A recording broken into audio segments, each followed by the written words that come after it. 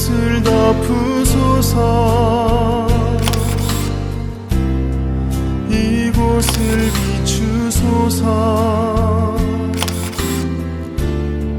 내 안에 무너졌던 모든 소망 다 회복하리니 이곳을 지나소서. 이곳을 만지소서. 행복한 교회 성도 여러분, 오늘은 고난주간을 시작하는 종료주일입니다. 이 시간 우리를 구원하시기 위한 예수님의 희생과 사랑을 우리 마음에 담기를 소망하며 함께 하나님께 찬양 드리시겠습니다.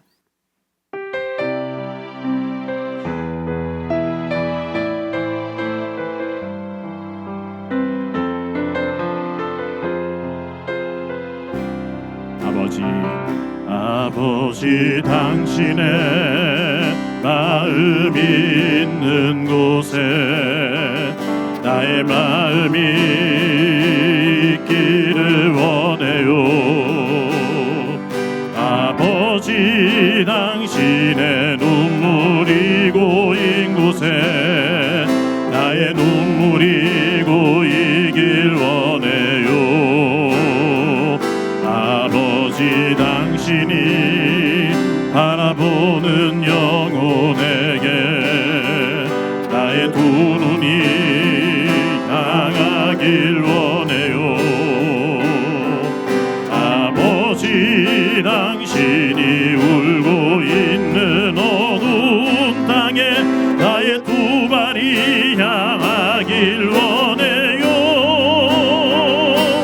나의 마음이 아버지의 마음 알아.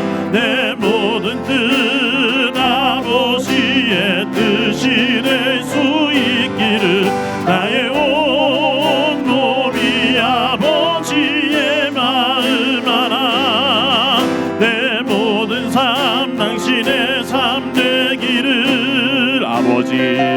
아버지 당신의 마음이 있는 곳에 나의 마음이 있기를 원해요. 아버지 당신의 눈물이 고인 곳에 나의 눈물이 고이길 원해요. 아버지 당신이 바라보는 영혼에게 나의 두 눈이 향하길 원해요. 아버지 당신이 울고 있는 어두운 땅에 나의 두 발이 향하길 원해요. 나의 마음이 아버지의 마음 알아. 내 모든 뜻 아버지의 뜻이 될 수 있기를 나의 온 몸이 아버지의 마음 알아. 내 모든 삶 당신의 삶 되기를. 나의 마음이 아버지의 마음 알아. 내 모든 뜻 아버지의 뜻이 될 수 있기를 나의 온 몸이 아버지의 마음 알아. 내 모든 삶 당신의 삶 되기를. 내 모든 삶 당신의 삶 되기를. 이 시간 기도하실 때 오늘 예배가 영과 진리로 드리는 참된 예배 되게 하여 주옵소서. 온 인류의 구원을 위해 예루살렘 성에 들어오신 예수님을 기억하는 오늘 우리의 마음에 주님의 은혜와 사랑에 대한 온전한 감사가 있게 하여 주옵소서. 성령께서 말씀으로 우리 마음을 감동하시고 말씀 안에서 하나님의 사람으로서의 마음가짐과 삶의 방향을 찾아가게 은혜 베풀어 주옵소서. 특별히 이 시간 말씀 증거하시는 담임 목사님께 은혜와 능력 부어 주옵소서. 함께 간절히 기도하겠습니다. 그대로 오신 하나님 아버지 주님의 크신 은혜와 사랑을 감사합니다. 그렇게 주님의 시간에 닿을 수 있도록 우리를 불러주시니 감사합니다. 남자들 용서하시는 도우시고 하나님의 뜻을 이루시는 하나님의 심지어서 종을 시켜주시는 하나님의 은혜와 사랑을 감사주시기 다시 받을 수 있도록 주님께 주시옵소서. 주님 성령께서 우리의 마음을 주시고 말씀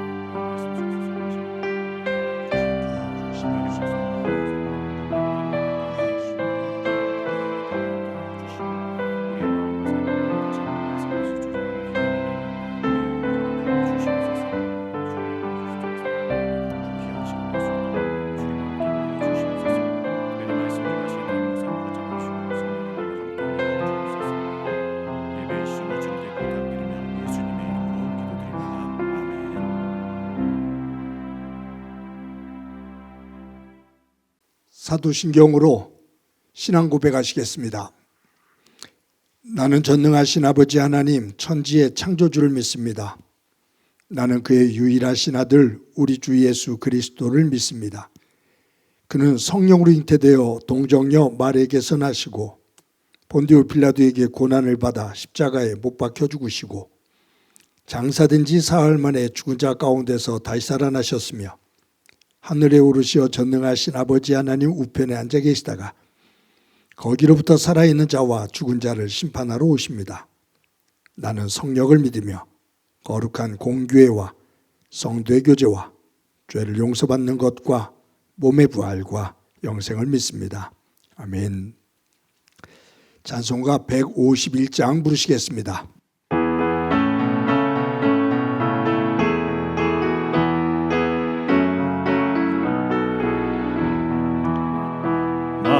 만왕의 왕 내 주께서 왜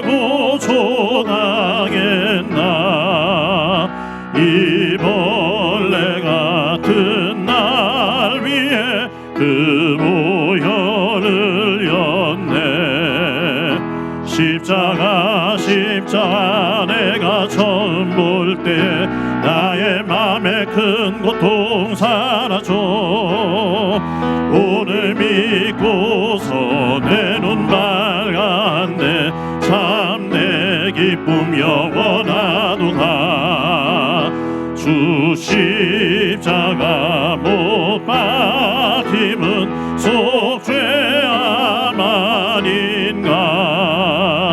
그 긍휼함과 그 은혜 말할 수 없도다.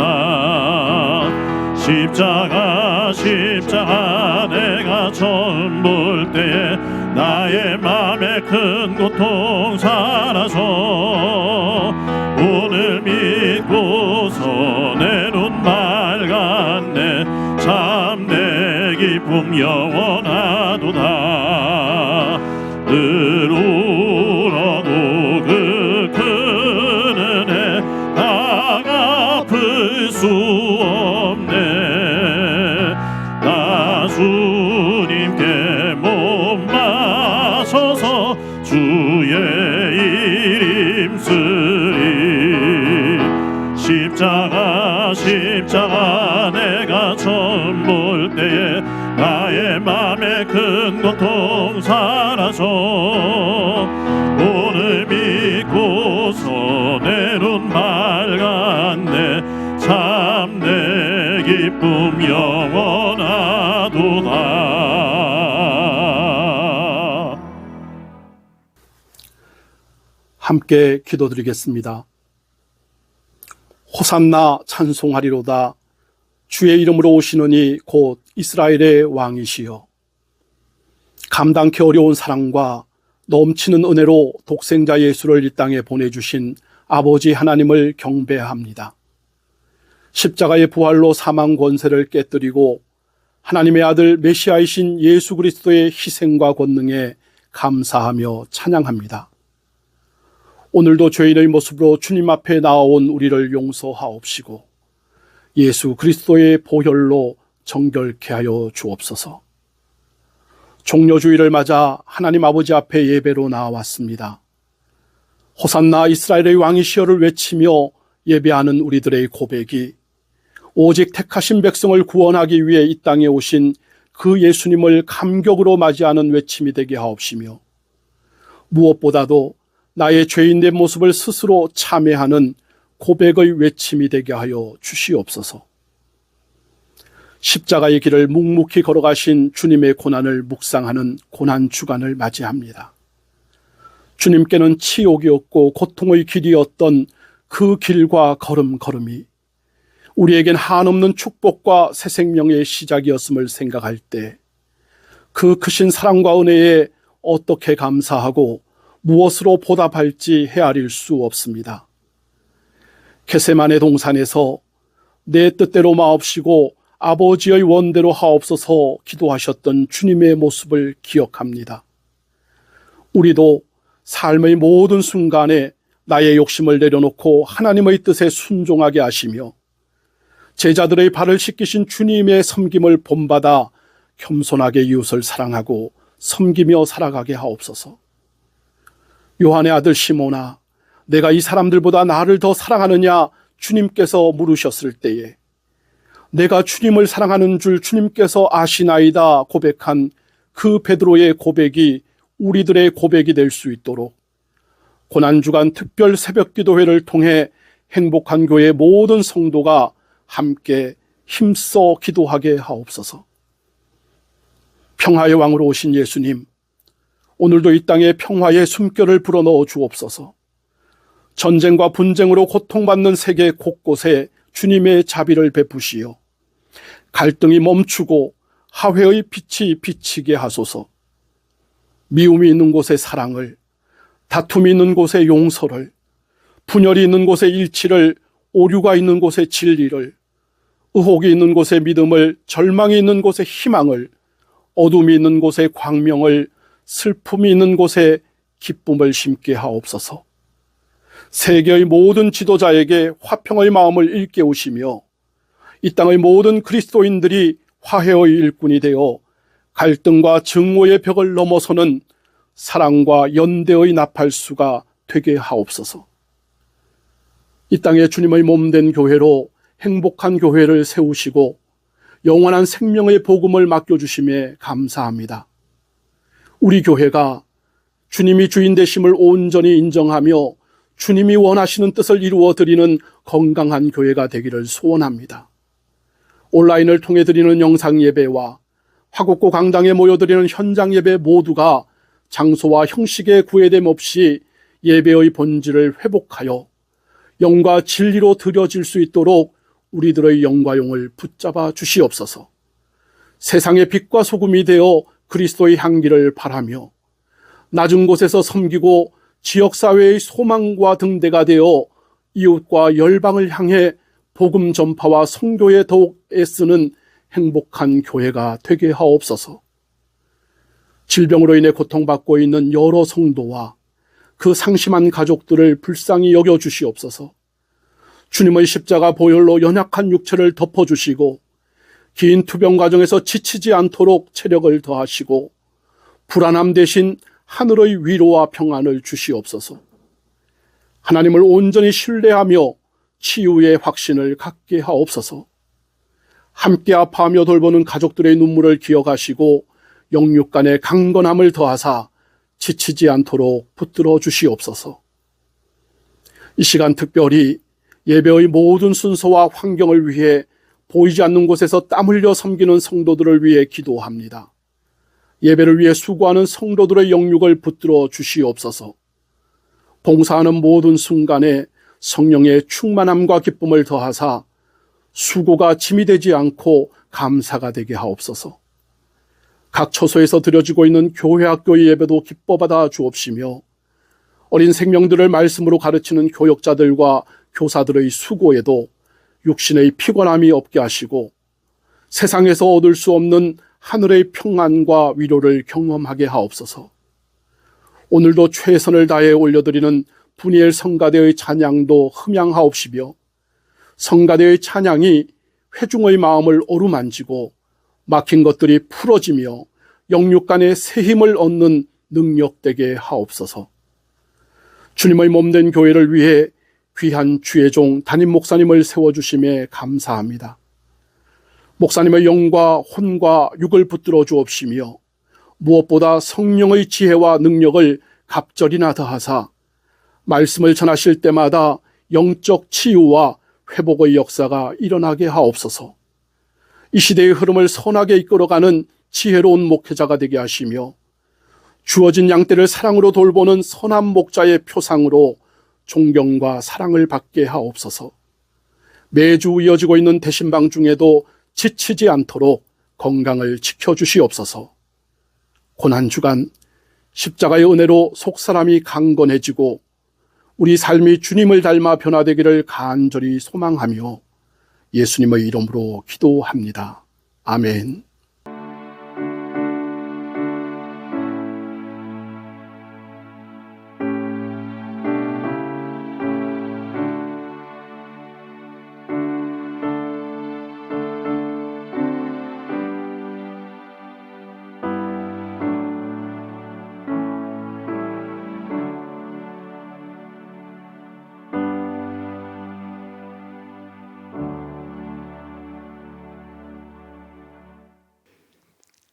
이 시간 하나님께서 우리들에게 주시는 말씀은 누가복음 19장 28절부터 40절까지의 말씀입니다. 봉독해 드립니다. 예수께서 이 말씀을 하시고 예루살렘을 향하여 앞서서 가시더라. 감람원이라 불리는 산 쪽에 있는 백바게와 베다니에 가까이 가셨을 때에 제자 중 둘을 보내시며 이르시되 너희는 맞은편 마을로 가라. 그리로 들어가면 아직 아무도 타보지 않은 나귀 새끼가 메어 있는 것을 보리니 풀어 끌고 오라. 만일 누가 너희에게 어찌하여 푸느냐 묻거든 말하기를 주가 쓰시겠다 하라 하시매 보내심을 받은 자들이 가서 그 말씀하신 대로 만난지라. 나귀 새끼를 풀 때에 그 임자들이 이르되 어찌하여 나귀 새끼를 푸느냐 대답하되 주께서 쓰시겠다 하고 그것을 예수께로 끌고 와서 자기들의 겉옷을 나귀 새끼 위에 걸쳐 놓고 예수를 태우니 가실 때 그들이 자기의 겉옷을 길에 펴더라.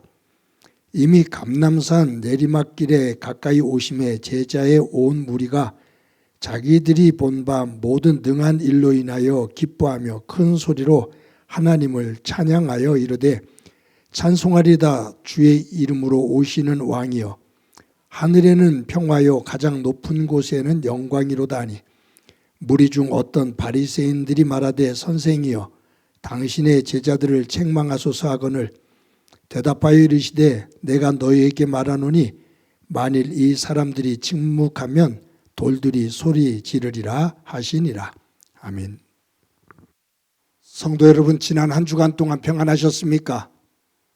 하나님의 사랑과 은혜가 여러분들의 삶의 자리에 가득하기를 간절히 소망합니다. 만약 여러분이 이 땅에서 살아갈 시간이 단 5일 남았다면 여러분은 5일 동안 무엇을 하면서 지내겠습니까? 혹시 5일 동안 재산을 정리하는데 시간을 다 들이지 않겠습니까? 아니면 내가 가보고 싶은 곳에 그곳으로 가서 내가 먹고 싶은 것 먹고 하는 시간을 갖겠습니까? 아니면 사랑하는 사람들을 만나겠습니까? 어떤 사람은 내가 아직도 할 일이 많이 남아있는데 내가 왜 이렇게 죽어야 돼? 라고 하면서 5일 동안 넋두리하고 불안해하고 원망하면서 또 사는 사람은 없겠습니까? 만약에 저에게 살아갈 수 있는 날이 5일만 남았다면 저는 제가 섬겼던 교회 성도 여러분들과 마지막으로 만나 고마웠다고 인사하는 시간을 가질 겁니다. 그리고 사랑하는 가족들과 한자리에 모여서 살아온 시간들 속에서 아름다웠던 일들, 고마웠던 일들, 그것들을 추억하면서 보내다가 하나님의 부르심 앞에 설 것 같습니다. 오늘은 예수님께서 나귀 새끼를 타고 예루살렘 성에 입성하신 고난 주일입니다. 예수님은 나귀 새끼를 타고 예루살렘 성에 올라가실 때 앞으로 5일 후면 자신이 죽으신다는 것을 알고 계십니다. 내가 지금 예루살렘 성에 올라가지만 5일 후면 내가 대제사장과 바리새인, 사두개인들, 헤롯 왕, 총독 빌라도 저들에게 잡혀서 죽임을 당하게 된다는 것을 알고 계십니다. 이제 오늘 주일 예배를 드리고 내일부터 5일 동안 아주 긴박한 일들이 펼쳐지게 됩니다. 그런 상황을 알고 오늘 본문을 읽어보면 28절이 아주 우리에게 또 새로운 도전을 줍니다. 오늘 본문 가운데 28절 말씀 한번 다 같이 읽어보겠습니다. 시작이요. 예수께서 이 말씀을 하시고 예루살렘을 향하여 앞서서 가시더라.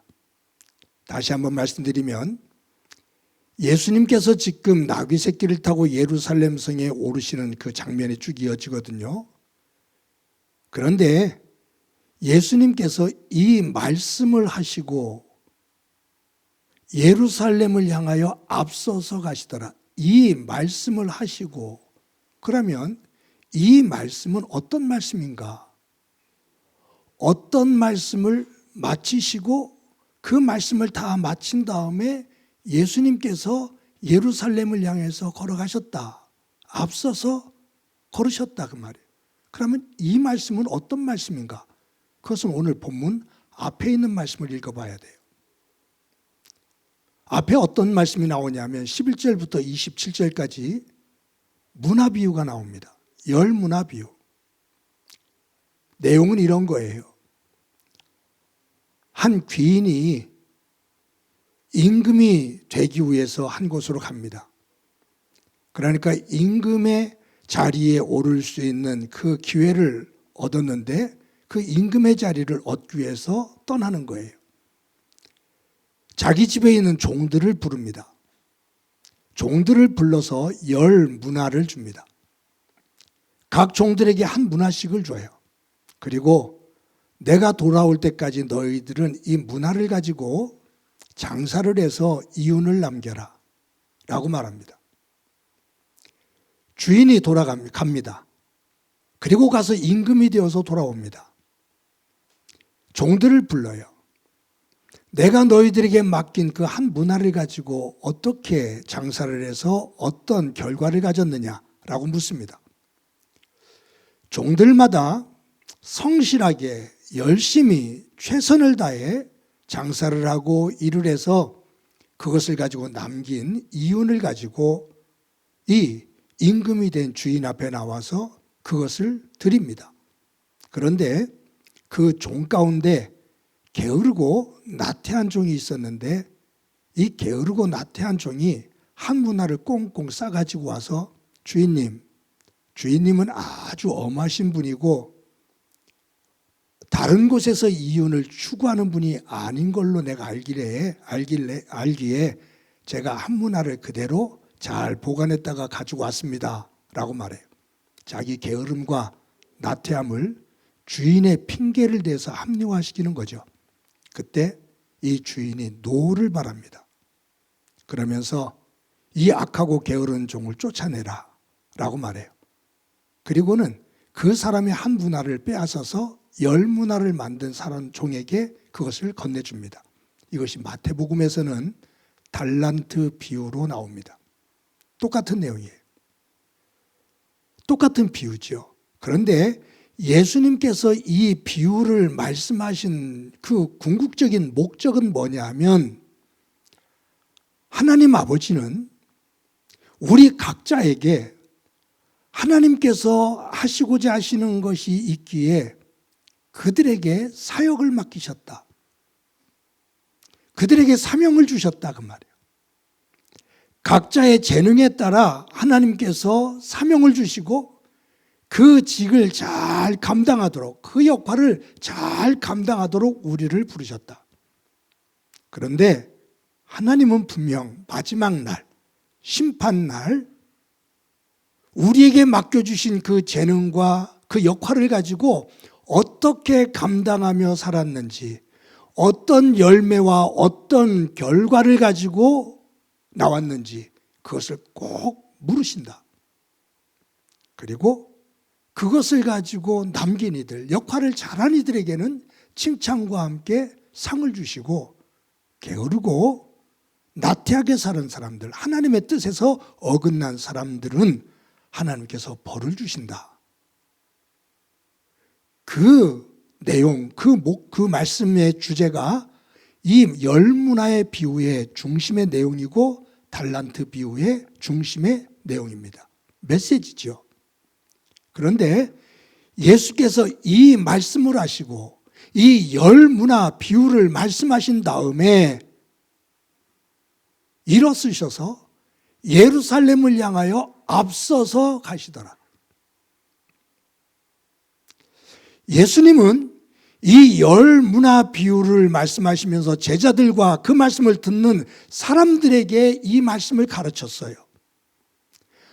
너희들에게 하나님께서 분명히 선한 뜻을 가지고 하고 싶어 하시는 일이 있어서 너희들에게 재능을 주셨고 너희들에게 역할을 맡기셨다. 그 역할을 잘 감당하는 자들은 마지막에 하나님께서 칭찬을 주시고 상급을 주신다. 그러나 게으르고 나태하며 그곳으로 멀어진 사람들은 책망하시고 하나님 나라에서 쫓아내시며 벌을 주신다 라고 말씀하신 다음에 이 말씀을 하시고 예수님께서 예루살렘을 향해서 앞서서 가시더라.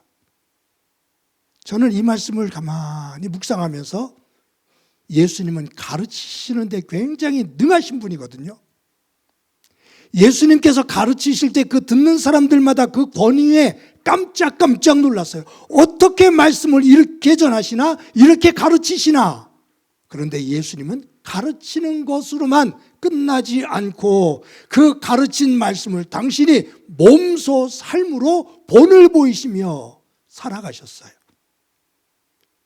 말씀을 가르치시고 예수님이 일어서셔서 5일 후에 당신이 십자가를 지시고 죽으실 예루살렘을 향하여 앞서서 제자들 앞장서서 예루살렘으로 올라가시더라. 앞장서서.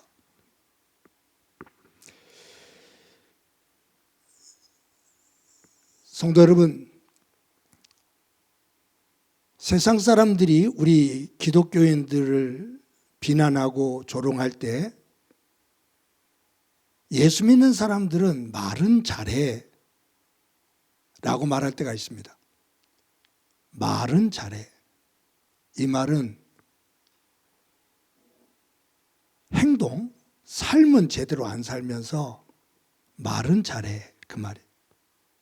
이것이 예쁜 말이 되려면 예수 믿는 사람들은 말도 참 잘해.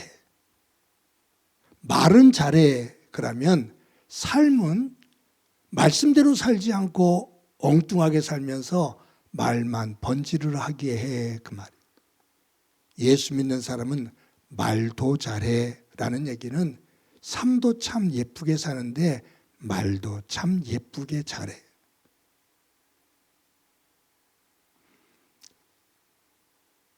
저는 목사로서 지금도 이 설교를 하고 있습니다만 아마 은퇴할 때까지, 아니 길게 보면 죽을 때까지 아마 저를 찾아와 상담하는 사람들에게 하나님의 말씀을 가르치는 역할을 할 거예요. 그것이 하나님께서 저에게 주신 목사로 세우신 목적 가운데 가장 큰 거죠. 그런데 문제는 제가 설교를 하고 성경 말씀을 가르치고 잘 가르치는 것 정말로 중요하죠. 그런데 설교를 하면 할수록 여러분들에게 하나님의 말씀을 가르치면 가르칠수록 저에게 부담이 되는 것이 있어요. 뭐냐면 제 삶입니다. 가르치기는 것은 잘 가르치는데 가르치는 것만 하고 제 삶이 하나님 중심으로 살아가지 않는다면, 못한다면 저는 예수님께서 바리새인들을 향해서 이 외식하는 놈들아, 이 독사의 새끼들아 라고 호되게 꾸짖었던 그 꾸중이 저에게로 향하는 것을 알고 있거든요. 그래서 두렵고 죄송하죠. 제가 부족한 것이 많고 또 온전치를 못해서 실수할 때도 많고 말씀을 가르치지만 그 말씀대로 그대로 다 살아가지 못할 때가 참으로 많습니다. 그래서 하나님 앞에 죄송하죠. 그래서 하나님 앞에 더 엎드리기도 하고요. 사랑하는 성도 여러분, 예수님은 앞으로 5일 후에 십자가에 달려 돌아가신다는 것을 알고 계셔요. 예수님은 제자들과 군중들에게 열 문화를 통해서 말씀을 가르치셨어요. 그 말씀을 가르치신 이후에 예수님은 일어서셔서 예루살렘을 향해서 앞장서서 걸어가셔요. 말씀을 가르치시고 그 말씀을 몸으로 솔선수범해 보이시는 예수님의 이 모습이 저와 여러분의 믿음의 삶에 도전이 되어지기를, 이 고난주간 예배를 드리며 예수님의 이 신실한 모습이 우리의 삶에 도전이 되어지기를 간절히 소망합니다. 예수님께서 예루살렘 성으로 올라가시면서 제자들 가운데 두 사람에게 너희들 마을로 들어가라. 그러면 마을 어귀에 나귀 새끼가 매어 있을 것인데 그것을 끌고 오너라. 주인이 왜 가져가냐고 물으면 주께서 쓰시겠다라고 말해라. 제자들이 갑니다. 예수님 말씀하신 대로 나귀 새끼가 매어 있거든요. 그것을 풀어갖고서 예수님에게 끌고 왔습니다. 예수님께서 그 나귀 새끼를 타고 예루살렘 성으로 입성하십니다. 사실 볼품없는 모습이죠.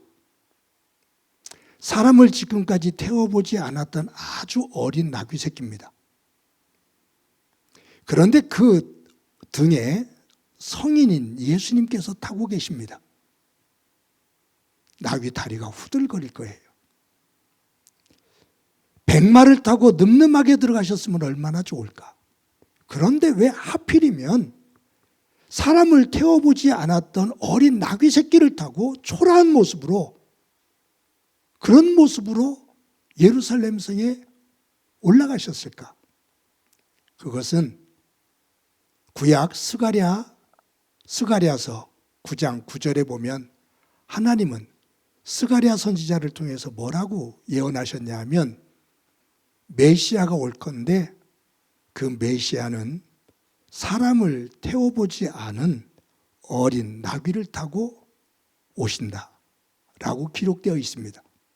그러니까 예수님께서 행하시는 일 하나하나, 사람을 태워보지 않았던 어린 나귀 새끼를 선택해서 그 나귀 등에 오르시고 예루살렘에 오르시는 이 모습은, 그것 하나조차도 예수님은 하나님의 말씀이 성취되어지는 것, 하나님의 말씀을 이루는 곳에 초집중해 있음을 봅니다.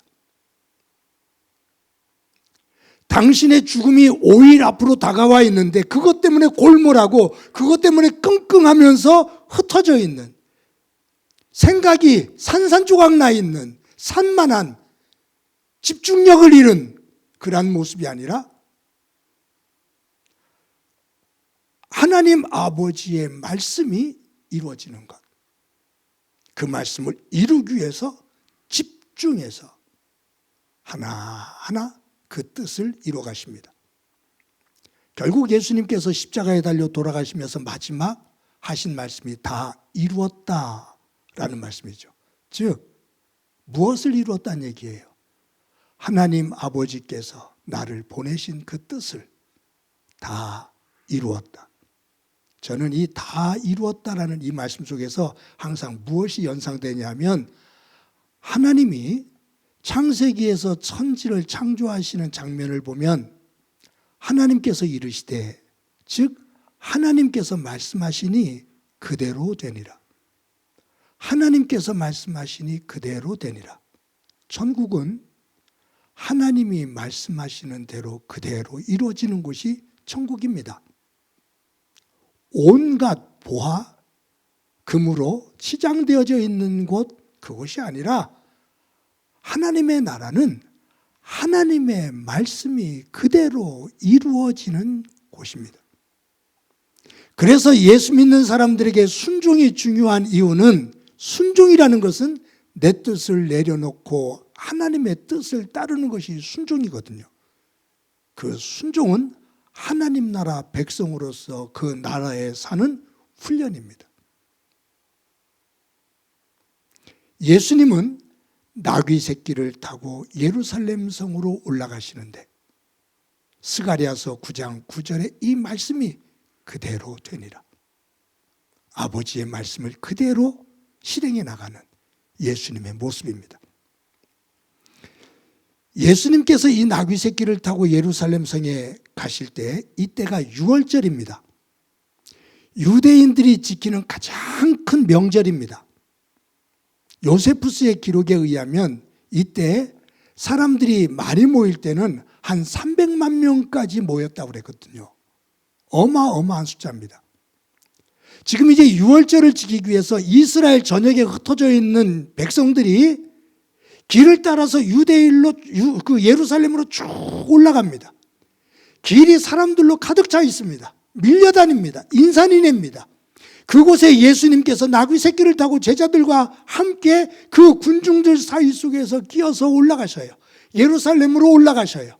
이 베다니에서 예루살렘까지는 고도가 한 100m 차이 나거든요. 가파른 길이에요. 나귀가 흔들흔들하면서 비틀비틀하면서 올라갈 때 예수님과 함께 가는 군중들이 그 모습을 보면서 예수님을 알아보잖아요. 어떤 사람들은 예수님 앞에 자신의 겉옷을 벗어서 깔아드립니다. 사람들은 종려나무 가지를 꺾어 들고서 호산나 호산나를 외칩니다. 다윗의 자손이여, 하나님의 아들이여, 하늘의 평화를 이루소서 찬양을 합니다. 이 찬양 소리가 예수님을 뒤따라오는 사람들, 예수님 앞서서 몰려나가는 사람들, 예루살렘에 이미 도착한 사람들, 한쪽 귀퉁이에 피해 있는 사람들, 모든 군중들이 호산나 호산나 찬양을 합니다. 이 찬양 소리가 얼마나 컸던지 마태는 뭐라고 기록하고 있냐면 예루살렘에 소동이 난 것 같았다. 여기 소동이라는 단어가 지진이 난 것 같았다. 수십만 수백만 명이 종려나무를 가지를 꺾어 들고 호산나 호산나 다윗의 자손이 함성을 지를 때 예루살렘이 무너지는 것 같았다, 그 말이.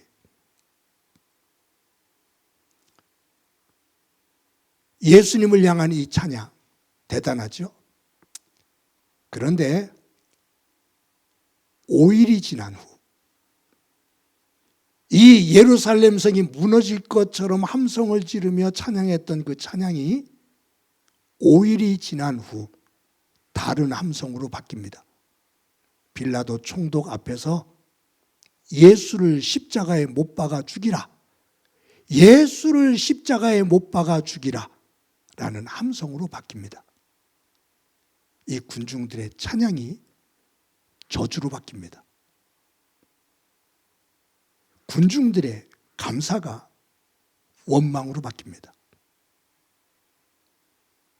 왜냐하면 호산나 호산나 종려나무 가지를 꺾어들고 예수님 앞뒤를 따르면서 호산나를 외쳐 예루살렘 성이 지진이 난 것처럼 무너질 것처럼 그 함성으로 뒤덮였었는데, 그 함성은 왜 그렇게 군중들이 질렀냐 하면 자신들의 기대에 섞인, 자신들이 예수님을 통해서 얻고자 하는 것이 있었기 때문입니다.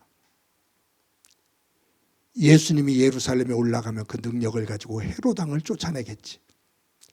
로마 제국을 무너뜨리고 다윗 왕과 같은 위대한 이스라엘 제국을 회복시키겠지. 저분이 우리의 왕이 되어주겠지라는 기대예요. 그 기대와 바람 속에서 그들은 종려나무 가지를 꺾어들고 호산나 호산나, 누가 더 소리를 크게 외치느냐, 경쟁하듯이 호산나를 외칩니다. 그런데 예수님께서 예루살렘에 들어가셔서 하루 이틀 3일 지내시는 그 과정 속에서 자신들이 기대했던 모습이 아니거든요. 결국은 대제사장과 헤롯 왕, 그들에게 잡혀서 총독 빌라도 앞에 끌려갑니다. 무기력한 모습의 예수님의 모습을 봅니다. 실망합니다. 그 기대가 이제는 실망으로 바뀌었습니다. 기대 속에서는 찬양을 했는데 실망으로 다가오니 원망하고 불평하고 분노합니다. 그래서 호산나 찬양을 했던 그들의 입에서 예수를 못 박아 죽이라 라는 저주의 함성으로 바뀝니다. 이것이 인간의 죄의 본성의 속살입니다. 좋을 때는 달 때는 삼키고 쓰면 뱉는 것, 이것이 인간의 죄의 본성의 속성입니다. 변덕스러운 거죠. 아침과 저녁 상황에 따라 변덕을 부리는 거죠. 어제까지 좋았는데 오늘은 원수가 됩니다. 그 이유는 내가 원하는 것, 나에게 이익이 되는 것, 아니면 나에게 손해가 되는 것, 그 종이 한 장 차이의 상황 속에서 좋고 나쁨이 한순간에 변합니다.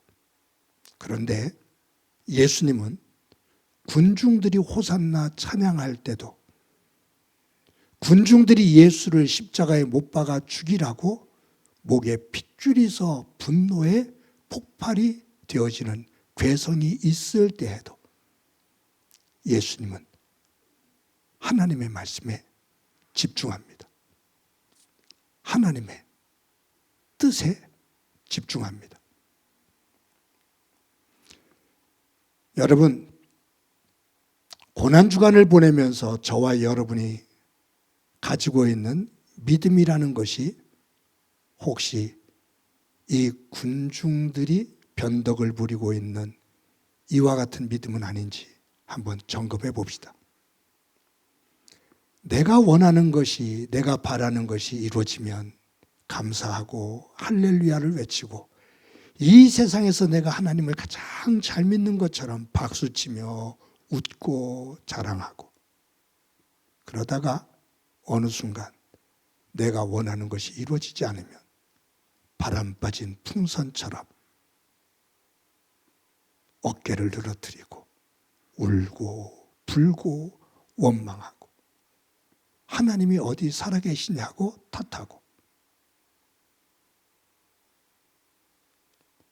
내 믿음의 크기는 하나님을 믿는 믿음 중심 속에서 만들어지는 것이 아니라 상황을 넘어 어디에서든지 하나님이 나의 하나님이라는 고백 그 자체가 아니라 내가 가지고 있는 믿음은 내가 겪고 있는 상황에 따라 요동치고 변덕을 부리는, 그러면 내 믿음의 기준이 무언가?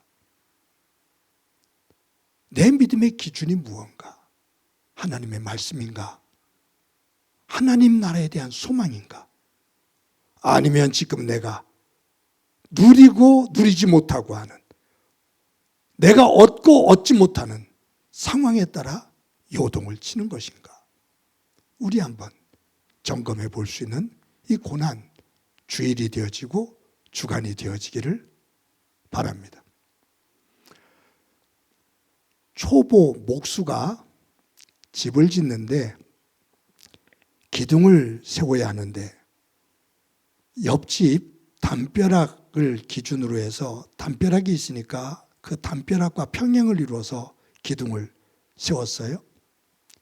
그리고 집을 다 짓고 보니까 이 기둥이 기울어져 있는 거예요. 세울 때는 똑바르다고, 그 담벼락하고 평행을 이루니까 똑바르다고 생각을 해서 그것을 기준으로 해서 세우고 집을 지었는데 짓고 나니까 기둥이 기울어져 있어요. 왜냐하면 이 목수가 기둥을 세우는 기준이 옆집 담벼락이기 때문입니다.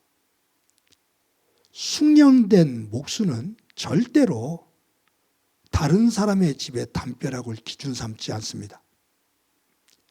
숙련된 목수는 기둥을 세울 때 꼭 줄을 세웁니다.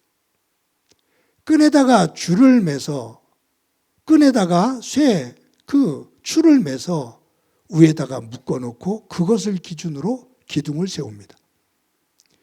끈에 줄을 묶어서 기둥에 묶고 내린다는 얘기는 뭐냐 하면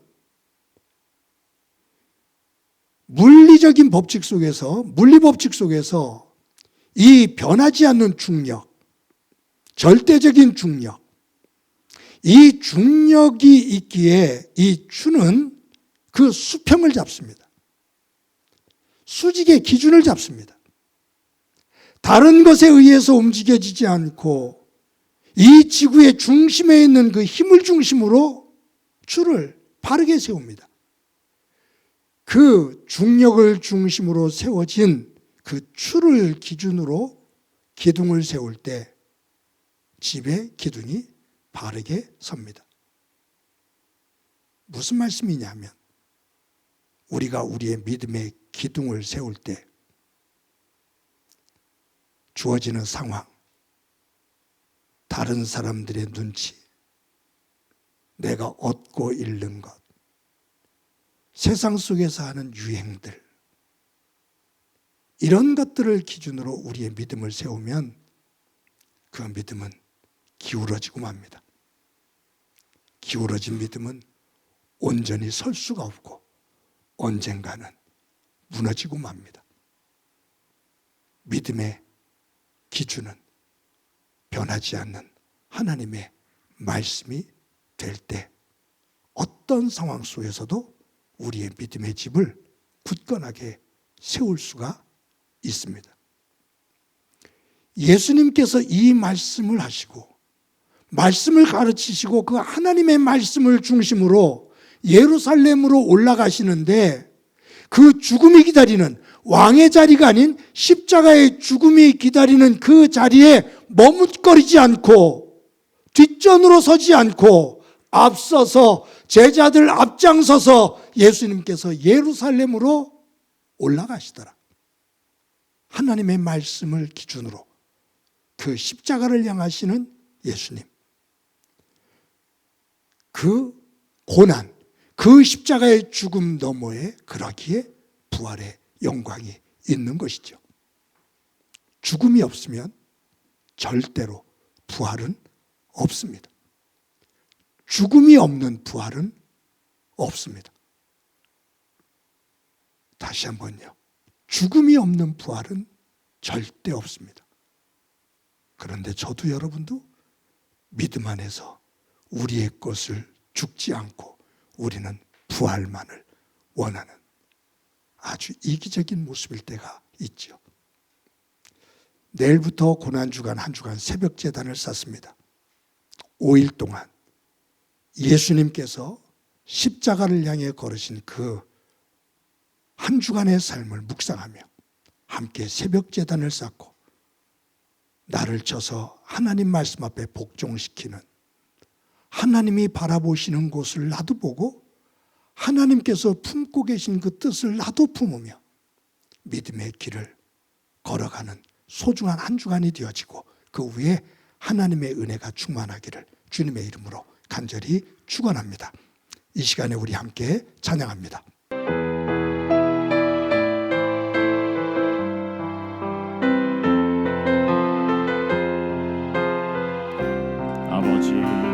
아버지 당신의 마음이 있는 곳에 나의 마음이 있기를 원해요.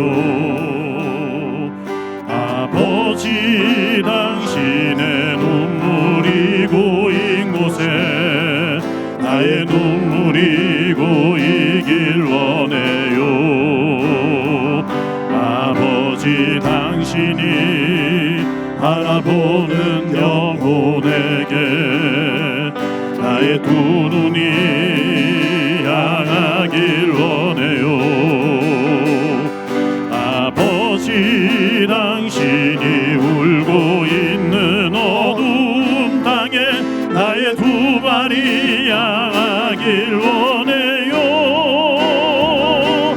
나의 마음이 아버지의 마음 하나, 내 모든 뜻 아버지의 뜻이 될 수 있기를 나의 온 몸이 아버지의 마음 하나, 내 모든 삶 당신의 삶 되기를. 아버지 당신의 마음이 있는 곳에 나의 마음이 있기를 원해요.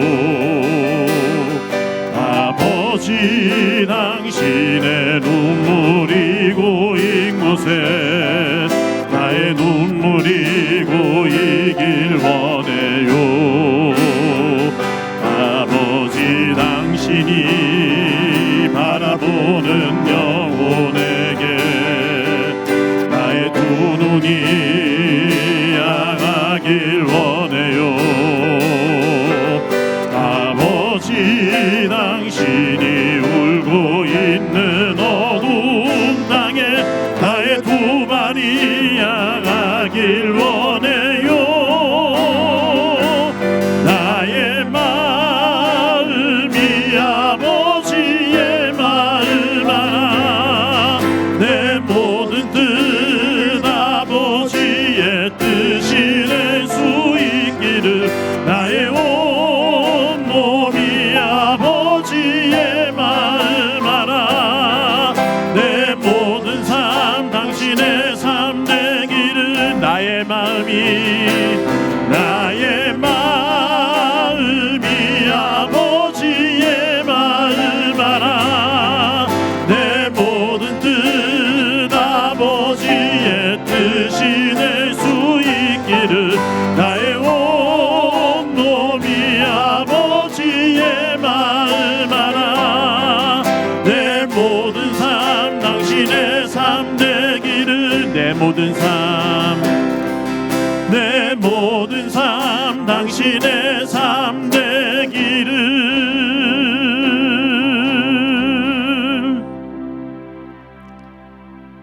한번 기도합니다. 고난주일 예배를 드리고 고난주간 한 주간을 보내는데 예수님을 믿는 사람들은 1년 365일 가운데 이 시간이 우리에게 가장 무거운 시간이고 은혜를 가장 깊이 묵상할 시간인데 주님 도와주셔서 한 주간만이라도 주 앞에 더 집중하는 예수님의 그 고난의 길을 묵상하며 예수님께서 향하신 그 시선처럼 우리도 하나님에게 집중하는 한 주간 되도록 은혜 베풀어 주옵소서. 우리 한 목소리로 한번 기도합니다. 하나님 아버지, 은혜를 감사합니다. 오늘도 함께 예배해 주시는 것 감사합니다. 예수님께서 나귀 새끼를 타고 예루살렘 성에 입성하신, 십자가를 향하신 고난 주간인데 또 고난 주일인데 저희들 예수님의 그 마음을 함께 품고 예수님께서 향하시는 십자가의 길을 우리도 묵상하며 따르며 하나님의 마음, 하나님이 향하신 방향을 향해 설 수 있는 한 주간 되도록 은총 베풀어 주옵소서. 내가 주 안에, 주께서 내 안에 거하시는 시간 되게 하시며 하나님의 나라, 그 나라를 더 깊이 묵상하는 한 주간 되게 하옵소서. 함께 해주시길 원하며 예수님의 이름으로 기도드립니다. 아멘.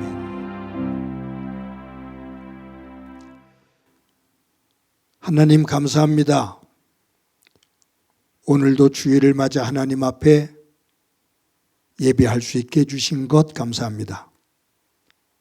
특히 오늘은 예수님께서 나귀 새끼를 타고 예루살렘 성에 입성하시는 고난 주일인데 십자가를 향해 걸어가시는 예수님, 그분을 묵상하며 그분의 하루하루, 그리고 골고다 언덕에서 달리신 십자가의 고난 묵상하며 한 주간을 그 주님의 발자취를 따라 걷는 저희들 되도록 은총 베풀어 주옵소서. 예수를 믿는 사람으로서 한 해 동안 살아갈 때 이 한 주간이 가장 우리에게 무거운 시간이고 하나님의 은혜를 더 깊이 묵상할 수 있는 시간인데 가볍게 보내지 않게 하옵소서. 새벽 제단을 쌓으며 말씀을 묵상하며 그리스도를 내 중심에 모시는 한 주 되게 하옵소서. 받은 은혜를 감사하면서 귀한 예물 드립니다. 드리는 손길들 가운데 함께해 주옵소서. 요즘처럼 힘들고 어려울 때 저들의 일터와 사업장을 눈동자처럼 지켜 주옵소서. 하나님, 행복한 교회가 하나님을 섬기는 이들의 모임다운 모습이 되기를 소망합니다. 세상과 다른 모습으로 하나님 나라의 향기를 드러내는 교회 공동체 되도록 은총 베풀어 주옵소서. 내일부터 한 주간 동안 고난주간 특별 새벽 제단을 쌓습니다. 온 성도들이 함께 기도에 동참하며 그리스도의 영광 되게 하옵소서. 교회학교 어린 생명들, 우리 가정해 주신 자녀들 가운데 함께 해 주시고 저들을 통해서 하나님의 영광과 기쁨 보게 하옵소서. 교회를 섬겨나가는 모든 일꾼들 가운데 함께 해 주시며 우리가 높여지기보다 하나님이 높여지는 섬김의 자리 되게 하옵소서. 환우들이 있습니다. 어루만져 주시기를 소망합니다. 중보기도 하는 이들, 또 간호하는 가족들 보듬어 주셔서 그 속에서 하나님의 인도하심과 치유하심 보게 하옵소서. 이 나라, 이 지구촌 전쟁으로 인해 모든 이들이 고통스러워하고 불안해하며 한편에서는 분노하게 됩니다. 하나님 아버지, 전쟁이 멈추게 도와 주옵소서. 악한 이들이 하나님의 진노하심 속에서 무릎을 꿇고 이 땅이 평화를 되찾을 수 있도록 주님 도와 주옵소서. 예수님의 이름으로 기도드립니다. 아멘. 교회 소식 말씀드립니다. 오늘도 예배에 함께 하신 여러분들을 주님의 이름으로 진심으로 환영합니다. 오늘은 말씀 나눈 것처럼 예수님께서 십자가의 죽음을 향해서 예루살렘에 올라가신 고난 주일입니다. 이제 내일부터 토요일까지 한 주간 동안 고난 주간 특별 새벽 기도회를 합니다. 저희 교회가 유일하게 특별 새벽 기도를 하는 기간이죠. 그냥 제 생각에는 예수 믿는 사람들이라면 이 한 주간 가장 무겁게 보내는 주간입니다. 가능하면 새벽 제단을 쌓기가 힘든 시대에 살고 있지만 한 주간만이라도 예수 그리스도의 십자가 묵상하며 내려놓고 하나님 앞에 나와 함께 기도하며 우리를 돌아볼 수 있는, 또 다짐할 수 있는 소중한 시간이 되기를 바랍니다. 월드비전에서 제공하는 고난주간 묵상 노트를 나눠드립니다. 이제 영상 예배 드리시는 분들은 받기가 어려울 텐데 필요하신 분들은 교회에 오셔서 잘 만들어진 묵상 노트니까 하나씩 가져가셔서 또 내일부터 한 주간 동안 또 거기에 기록되어 있는 글들 말씀 묵상하고 또 거기에 내용들을 기록하면서 경건한 한 주간을 보내시기를 바랍니다. 다음 주일은 부활주일입니다. 그리고 4월 12일 주일이 교회 창립 21주년이 되는 그러한 주일인데 우리 당회가 협의를 해서 부활주일과 창립주일 예배를 함께 드리기로 했습니다. 소중한 주일입니다. 모든 성도들이 기쁨으로 함께 모이시기를 바라고요. 또 세례식이 있고 또 예배 마친 다음에 저희들 교회에서 마련한 도시락을 식당에서 함께 나누면서 교제를 가질 생각입니다. 많은 성도들 함께 기쁨으로 참여하시기를 바랍니다. 다음 주일은 부활주일 성찬식이 있습니다. 기도하면서 준비하시기를 바라고 또 준비하는 권사님들 그 조에서는 정성껏 준비해 주시기를 바랍니다. 매주일 주일 예배를 영상으로 녹화해서 주일 오전 6시에 유튜브에 올립니다. 큐티를 매일 녹화해서 새벽 기도를 드리는 새벽 5시에 유튜브에 올립니다. 여러분들이 함께 예배와 큐티 꼭 붙잡고 승리하시기 바랍니다. 안수집사회가 다음 주 예배 후에 있습니다. 모든 분들 안수집사님들 함께 하시기를 바라고요. 매주 토요일 날 오전 10시에 화곡고등학교에 모여서 예배를 준비합니다. 지난주 토요일은 삼여전도회가 섬겼습니다. 오는 토요일은 사남송교회가 섬기게 됩니다. 회장님 연락하셔서 많은 분들 함께 하시기 바랍니다. 어려운 중에도 여러분들이 매주 정성스럽게 헌금해 주셔서 감사합니다. 전쟁으로 인해서 나라가 온통 힘든 가운데 있는데 여러분들의 일터와 사업장을 위해서 끊임없이 기도합니다.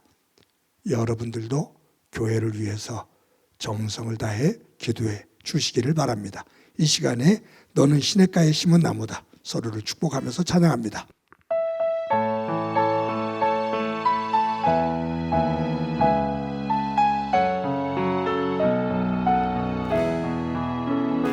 너는 시냇가에 심은 나무라 하나님의 사랑 안에 믿음 뿌리 내리고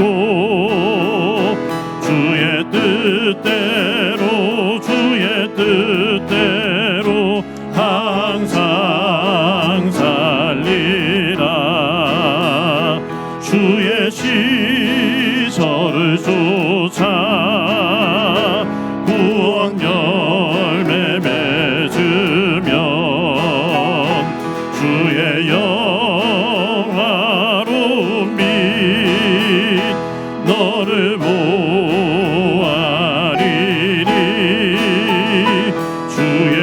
뜻대로 주의 뜻대로 항상